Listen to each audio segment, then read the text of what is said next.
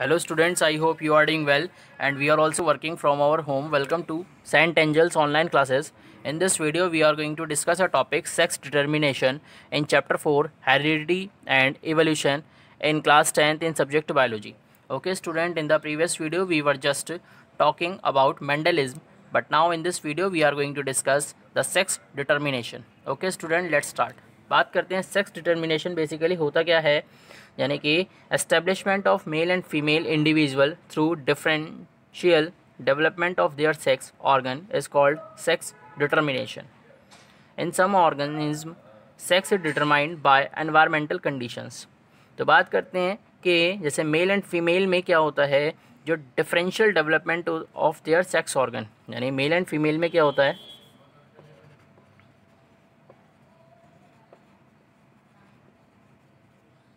Differential development होता है sex organs का. डिफरेंशियल डेवलपमेंट होता है सेक्स ऑर्गन्स का एंड उसे कहते हैं sex determination. Sex determination. But in some organism sex is determined by environmental conditions. लेकिन कुछ ऑर्गेनिज्म ऐसे होते हैं जिसमें सेक्स क्या होता है, एनवायरमेंटल कंडीशन के थ्रू क्या होता है, डिटरमाइन होता है. In other including human being it is determined by genetically. लेकिन अगर बात करें ह्यूमन बीइंग में, तो ह्यूमन बीइंग में सेक्स डिटरमाइंड कैसे होता है, वो जेनेटिकली होता है. बट अगर बात करें ह्यूमन बीइंग्स की, ह्यूमन बीइंग्स में जो सेक्स डिटरमाइन होता है वो जेनेटिकली होता है.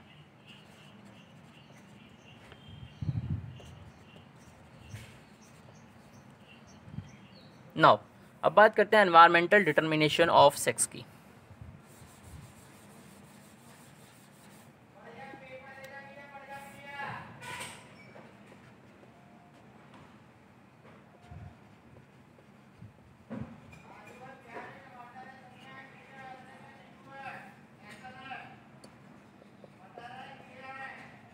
Environmental determination of sex. जैसे अगर हम बात करें टर्टल की बात करें,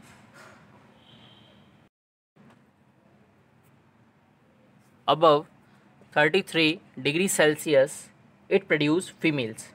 ये क्या करता है, फीमेल प्रोड्यूस करता है. इट प्रोड्यूस फीमेल, यानी टेम्परेचर के अकॉर्डिंग क्या होता है, ये फीमेल को क्रिएट करता है. While a temperature below 28 degree Celsius. लेकिन अगर टेम्परेचर क्या होता है 28 डिग्री सेल्सियस से कम होता है, यानी अगर 28 डिग्री सेल्सियस से टेम्परेचर कम होता है तो मेल क्रिएट होता है, तो मेल प्रोड्यूस होता है. बात करते हैं जेनेटिक और क्रोमोसोमल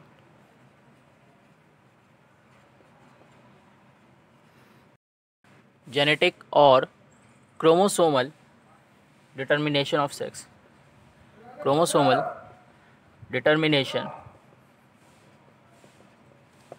ऑफ सेक्स. जेनेटिक और क्रोमोसोमल डिटर्मिनेशन ऑफ सेक्स.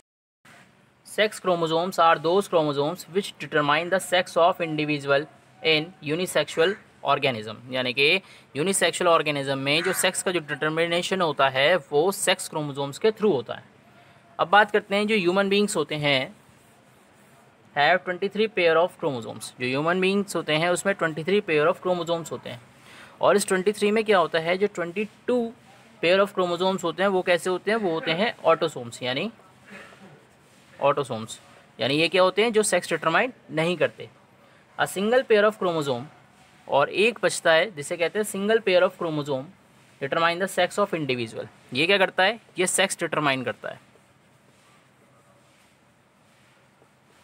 ये क्या करता है, ये सेक्स डिटरमाइन करता है. The chromosome they are dissimilar in human males. यानी कहने की अगर हम बात करें, the two sex chromosomes in females are similar. लेकिन अगर हम बात करें जो सेक्स डिटर्मिनेशन वाला जो क्रोमोसोम होता है वो कैसा होता है, वो दोनों सिमिलर होते हैं। यानी जो फीमेल होते हैं उसमें क्या होते हैं, एक्स एक्स होते हैं। बट अगर बात करें जो मेल्स की, तो मेल्स में क्या होते हैं, वो एक्स और वाई होते हैं। But dissimilar in human males, यानी मेल्स में क्या होते हैं, वो एक्स वाई होते हैं। ये किस में होते हैं, ये फीमेल में होते हैं, and this is male.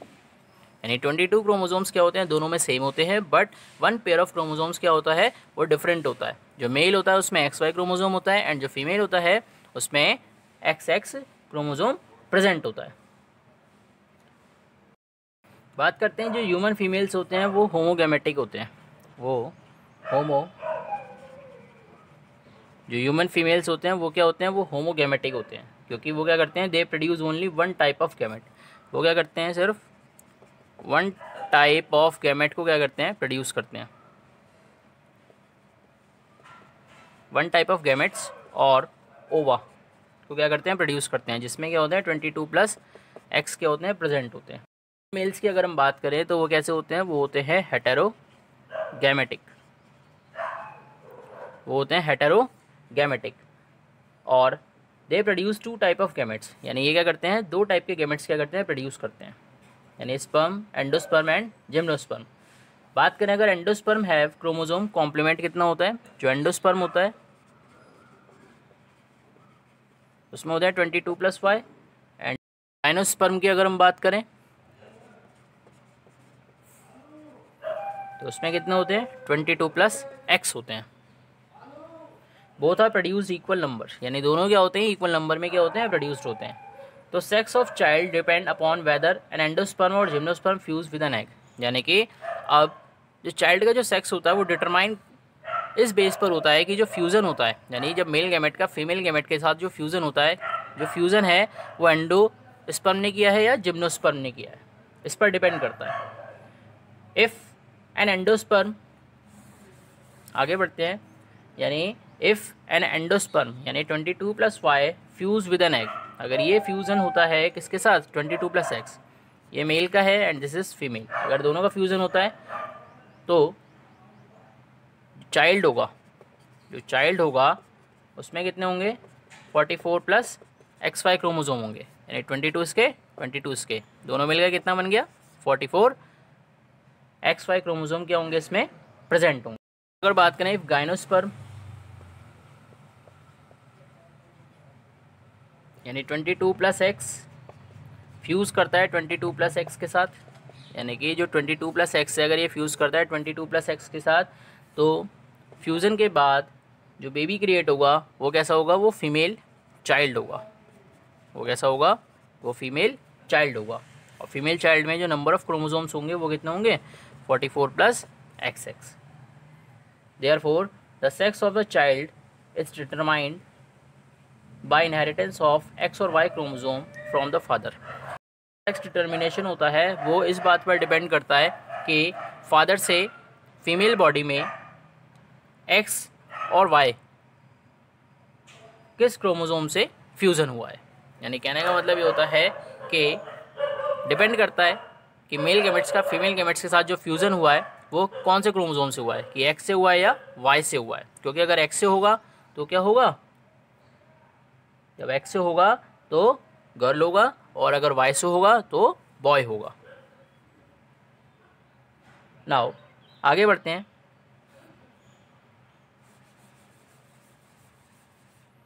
There is 50-50 chance. There is 50-50 chance of a boy or a girl being born. यानी कहने का मतलब ये होता है कि 50-50 चांस होते हैं बॉय के या गर्ल के होने के। यानी जो बेबी क्रिएट होता है उसके 50-50 चांस होते हैं कि बॉय भी हो सकता है, वो गर्ल भी हो सकता है।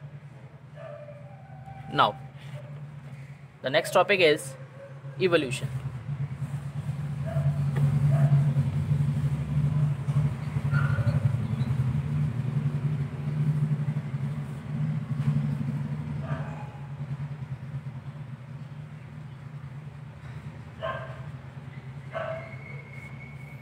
Now, the next topic is evolution. बात करते हैं इवोल्यूशन क्या होता है।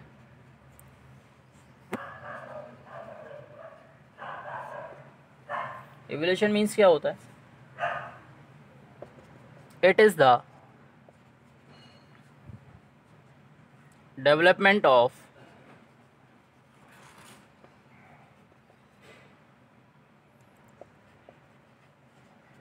newer types of organism from the pre-existing ones through modification। यानी कहने का मतलब क्या हुआ कि जो इवोल्यूशन होता है, इवोल्यूशन मीन्स क्या होता है? It is the development of newer types of organism, यानी कि नए टाइप के ऑर्गेनिज्म क्या क्या क्या होता है? डेवलपमेंट होता है from the pre existing ones, यानी कि प्री एग्जिस्टिंग वंस में क्या होता है? मॉडिफिकेशन होता है। एंड मॉडिफिकेशन होने से क्या होता है?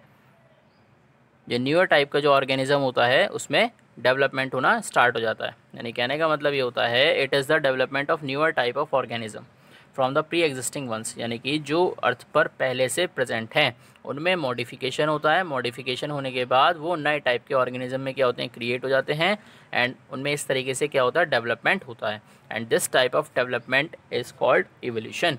And this type of development is called evolution. Now आगे बढ़ते हैं।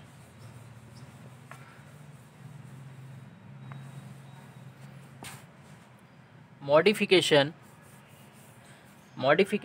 Occurs due to accumulation of variations. जो मॉडिफिकेशन होता है वो वेरिएशंस के थ्रू होता है। तो वेरिएशंस क्या करते हैं? Develop during reproduction due to error in DNA. यानी कहने का मतलब जो वेरिएशन होता है, वेरिएशन क्यों होता है? वेरिएशंस क्यों होते हैं? वेरिएशंस का मतलब होता है कि ये क्या करते हैं? ये ऑर्गेनिज्म को सर्वाइव करने में क्या करते हैं? हेल्प करते हैं। जो वेरिएशंस होते हैं, वेरिएशंस डेवलप ड्यूरिंग, वेरिएशंस क्या होते हैं? डेवलप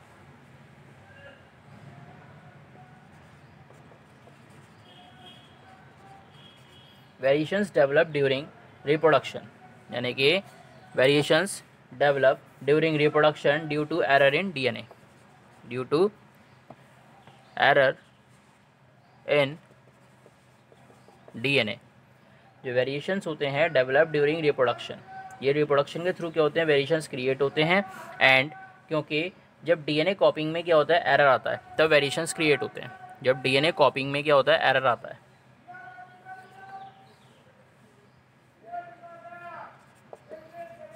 जब डीएनए कॉपिंग में क्या होता है? एरर आती है, तो क्या होता है? वेरिएशंस क्या होते हैं? क्रिएट होते हैं। तब क्या होता है? वेरिएशंस क्रिएट होते हैं।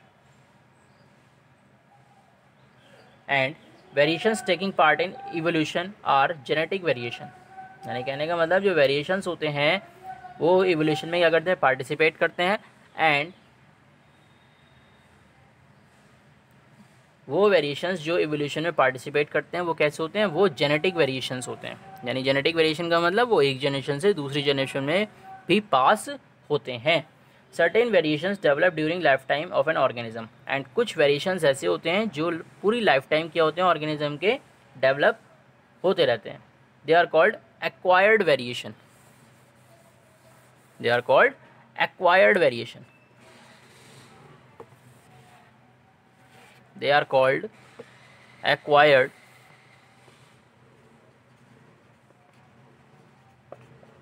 variation.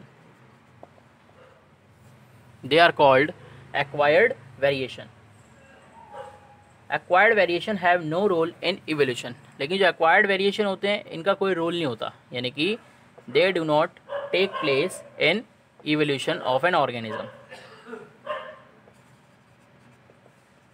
यानी इवोल्यूशन में क्या करते हैं? एक्वायर्ड वेरिएशंस हेल्प नहीं करते हैं। एक्वायर्ड वेरिएशन जैसे फॉर एग्जांपल बात करते हैं स्विमिंग की।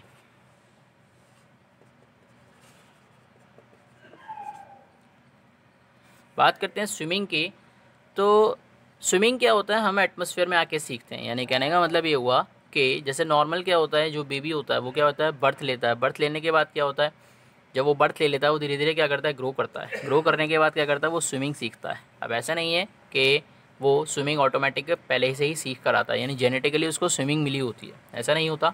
यानी कि वो अपने एटमॉस्फेयर के थ्रू क्या करता है, स्विमिंग को सीखता है। And this is a acquired trait, it is not a genetic trait.